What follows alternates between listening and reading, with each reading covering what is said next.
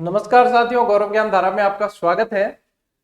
आज की जो क्लास है साथियों, वो भी रैपिड क्लास ही है आपके लिए और बाल अधिकार एवं बाल संरक्षण से संबंधित जो आप लोगों की ही डिमांड थी, काफी समय से आप कह रहे थे, तो उससे रिलेटेड ही क्लास है। 5-7 मिनट की क्लास है और उसमें मैं चाहता हूं कि जितना समय आपका बच जाए और जरूरी जानकारी आप तक पहुंच भी जाए और आपका समय भी बच जाए, क्योंकि अब ये अंतिम 7 दिन बचे हैं साथियों।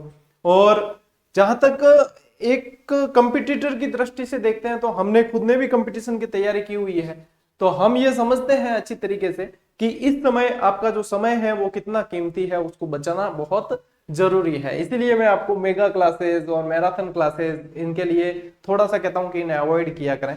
चलिए समय को ज्यादा व्यर्थ नहीं करते हुए सीधे शुरू करते हैं। साथियों, अपन ने अनुच्छेद पढ़े थे, तो अनुच्छेद के अंदर अपन ने पढ़ा था एक तो अनुच्छेद 23 और एक अनुच्छेद 24। तो अनुच्छेद 24 में अपन ने पढ़ा था बाल श्रम निषेध। इस क्लास के अंदर अपन फैक्चुअल बात करेंगे और वही जो सीधी परीक्षा में पूछी जाती है उनसे रिलेटेड बात होगी, ठीक है। तो बाल श्रम निषेध जो अनुच्छेद है साथियों, वो आपका अनुच्छेद 24 है, ठीक है। बाल श्रम निषेध कौन सा है? 24 है। और यदि अनुच्छेद 23 है तो वो कौन सा है? बलात्श्रम वाला कौन सा है? बलात्श्रम का निषेध किया गया है, वो है आपका अनुच्छेद 23। तो 24 के अंदर है आपके बाल श्रम, यानी 14 वर्ष से कम उम्र के बच्चों के लिए श्रम नहीं करवा सकते उनको, श्रम प्रतिषेध है, ठीक है ना। बाल अधिकार संरक्षण कानून साथियों बना है 2005 के अंदर। यूएनओ का बाल अधिकार अधिवेशन हुआ है 12 नवंबर 1989 और इस पर ये यूएनओ का जो अधिवेशन हुआ, इसकी जो स्वीकृति भारत में स्वीकृति दी गई वो दी गई है साथियों 11 दिसंबर 1992 के अंदर। इसके अंतर्गत क्या हुआ कि इसके अंतर्गत बच्चों को 4 अधिकार दिए गए। वो कौन कौन से हैं? एक तो जीने का अधिकार, विकास का अधिकार, संरक्षण का अधिकार और भागीदारी का अधिकार। ये 4 अधिकार इस यूएनओ के अधिवेशन के अंतर्गत दिए गए हैं बच्चों को, ठीक है। स्वीकृति भारत में कब मिली? 1992 के अंदर। आगे बढ़ते हैं। अंतरराष्ट्रीय बाल दिवस, ये ऐसे प्रश्न बहुत बनते हैं साथियों, ठीक है। अब जैसे बाल दिवस आया ना, राष्ट्रीय बाल दिवस ही दिमाग में रहता है कि 14 नवंबर है, अंतरराष्ट्रीय बाल दिवस दिमाग में रहता नहीं है।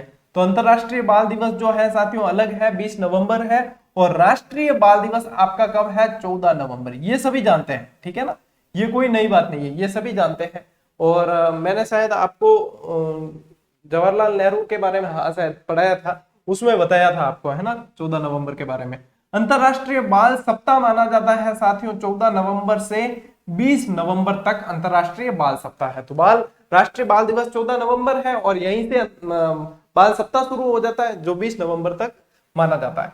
भारत सरकार ने 10 अक्टूबर 2006 को संपूर्ण भारत में बाल श्रम प्रतिबंधित कर दिया, यानी कि कोई भी जैसे होटल है, ढाबा है, कहीं भी, वहां पर भी बच्चे जो है कहीं श्रम नहीं कर सकते। तो ये बाल श्रम प्रतिषेध संपूर्ण भारत में यदि पूछा जाए तो आपके 10 अक्टूबर 2006 से संपूर्ण भारत में निषेध कर दिया गया, ठीक है। साथियों, राजस्थान बाल अधिकार संरक्षण आयोग, इससे पहले यदि बात करें राष्ट्रीय बाल अधिकार संरक्षण आयोग, तो उसकी स्थापना की गई थी 2007 के अंदर।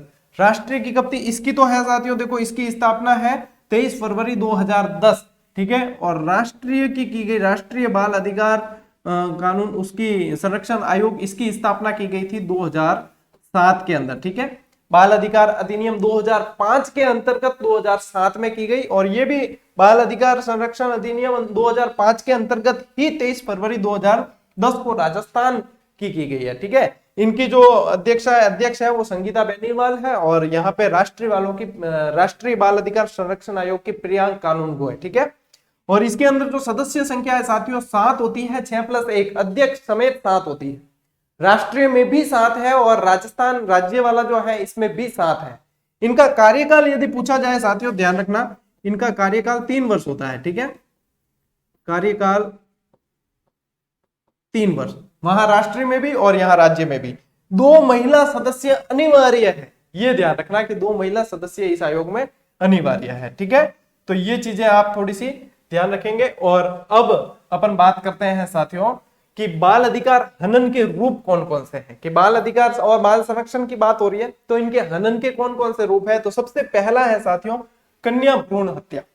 अब भ्रूण में ही कन्या का पता लगाकर, और लोगों की मानसिकता होती है ये, और जबकि यूं है मारवाड़ी में कहवे तो गोडा देवड़ा है नहीं, तो 4-4 औलादा जिन्हें 4-4 टाबर मतलब बालक है वे भी गोडा दे देवे, वो भी मतलब उनको भी पूरे दिन देखने पड़ जाते हैं। तो बालक और बालिका में भेद करना तो बिल्कुल ही कुत्सित मानसिकता वालों का काम है। तो यहाँ पे जो है कन्या भ्रूण हत्या रोकथाम हेतु साथियों पीसी एंड पीएनडीटी एक्ट 1994 का गठन किया गया। और ये क्या है कि preconception and prenatal diagnostic techniques, ठीक है ना, इसकी फुल फॉर्म पूछ सकते हैं, तो ये थोड़ी सी ध्यान रख लेना आपके एग्जाम की दृष्टि से, और इसका ये सन याद रखना है। तो कन्या भ्रूण हत्या ये भी क्या है, इस पे हनन के बाल अधिकार के हनन के रूप पढ़ रहे हैं अपन, ठीक है। भारत सरकार द्वारा बेटी बचाओ और बेटी पढ़ाओ आंदोलन चलाया गया, वो भी किस लिए चलाया गया, ताकि कन्या भ्रूण हत्याओं को रोका जा सके। कई तरह की छात्रवृत्तियां वगैरह दी जाती है, तो ये सभी इसी के रूप है। बाल विवाह, अब बाल विवाह किसे कहते हैं ये बताने की आवश्यकता आपको नहीं है, क्योंकि आप खुद छात्राध्यापक तो ऑलरेडी है, छात्राध्यापक छात्राध्यापिकाएं, तो आपको ये बताने की आवश्यकता नहीं है। ये ध्यान रखना कि शारदा एक्ट जो हरविलास शारदा अजमेर उनके नेतृत्व में ये गठित किया गया 1929 बाल विवाह को रोकने से संबंधित, ठीक है ना। और ये ध्यान रखें कि विवाह रजिस्ट्रेशन अनिवार्य किया गया 27 अगस्त अपने 2009 से, ठीक है। और इसके अलावा साथियों आप बाल विवाह प्रतिषेध अधिनियम 2006 इसको भी ध्यान रखें, ये भी इंपॉर्टेंट जानकारी है। तो बाल विवाह से संबंधित ये जानकारियां आपके लिए बहुत इंपॉर्टेंट है। बाल श्रम, अभी बाल श्रम की अपन बात कर रहे हैं वैसे, तो बाल श्रम से संबंधित याद रखें कि किशोर न्याय एक्ट 2000 के तहत इस पर कार्रवाई की जा सकती है, ठीक है। बाल यौन हिंसा, इसके लिए पोक्सो एक्ट गठित किया गया 2012 के अंदर, और इसकी फुल फॉर्म पूछी जा सकती है, ध्यान रखना पोक्सो एक्ट की, ठीक है। Protection of children from sexual offence act है ये, और इसमें क्या प्रावधान है कि 16 वर्ष से कम बच्चों के साथ में यदि कहीं पे लैंगिक दुर्व्यवहार होता है तो उनके खिलाफ सजा का प्रावधान है। बहुत सारी धाराएं हैं इसके अंदर, खूब सारी धाराएं हैं। आप एक तो इसका सन और इसकी फुल फॉर्म ध्यान रखें, और ये एज वाला ध्यान रखें, ठीक है। पांचवा है साथियों अपने बाल तस्करी, यानी मानव व्यापार है एक तरीके से, तस्करी यानी कि खरीद फरोख्त वगैरह वो, तो इसके लिए भी तस्करी रोकथाम विधेयक लाया गया 2017 के अंदर। और इसमें यदि इसका कोई दोषी पाया जाता है, व्यक्ति कोई इसमें लिप्त पाया जाता है, तब इसके सजा की प्रावधान जो है साथियों 7 वर्ष तो है, न्यूनतम 7 वर्ष से लगाकर आजीवन कारावास तक की सजा का प्रावधान है इसके अंदर। तो ये इन शॉर्ट, यानी कि रैपिड रिवीजन का कैप्सूल आपको बताया था, तो इन शॉर्ट बाल संरक्षण और बाल अधिनियम ने जो बाल सुरक्षा वाला टॉपिक था आपके, वो इन शॉर्ट अपन ने पूरा कर दिया है। और इसके अलावा देखो जानकारी तो बहुत सारी है, लेकिन परीक्षा की दृष्टि से जो मुझे महत्वपूर्ण लगी वो सारी की सारी मैंने आपको बता दी है, तो आप नोट डाउन कर सकते हो। बाकी जिसके पास में जैसे कोई ऑनलाइनर से पढ़ रहे हैं तो उनको तो ये मिल जाएगी, जिनको जो नहीं पढ़ रहे हैं या नहीं ले सके हैं क्योंकि समय कम था, तो ये इसकी पीडीएफ मैं आपको क्लास की दे दूंगा टेलीग्राम पे भी, और आप वैसे भी नोट कर सकते हैं, ठीक है। तो उम्मीद है कि तैयारी अच्छी चल रही होगी, समय को कहीं व्यर्थ मत करना, आराम से पढ़ो और इत्मीनान से, बिना किसी टेंशन, बिना तनाव दबाव के पढ़ो, सब कुछ अच्छा होगा। मिलते हैं अगली क्लास में, अगले वीडियो में, तब तक के लिए राम राम, जय हिंद।